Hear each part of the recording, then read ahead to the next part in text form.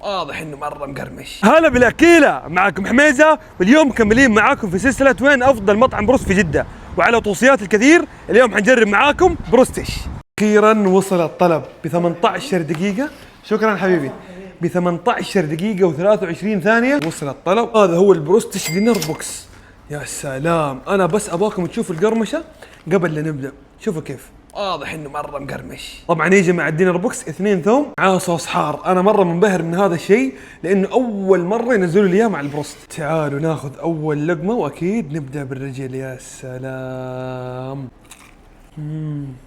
تعالوا نجرب البطاطس، وعينكم على البهارات اللي فوق البطاطس. اكيد تغميسه مع الثوم. يا سلام. بصراحه البطاطس مره عجبتني، لكن الثوم احس لو يهتمون فيه اكثر راح يطلعون بنتيجه افضل. تعالوا نخش على الصدر وتشوفوا كيف التدخينه، وشوفوا كيف نظافه الدجاج. يستخدمون دجاج وطني يعني محلي 100%. البروستش يقول لك تبغى الشامي او حتى البرجر القديم. بصراحه المخرج اصر علي الا واصور سطل الملفوف حقتهم، عشان كذا تعالوا نجربها.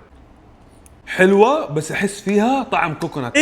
جاء وقت التقييم. بصراحه بروستش مره ابهروني. 4 فروع، 3 في جده، 1 في المدينه. اللي ما جرب بروستش انصحكم تجربوه. تقييم المطعم 9.35 من 10. اشوفكم في تجارب جديده. كان معكم حميزه، سلام.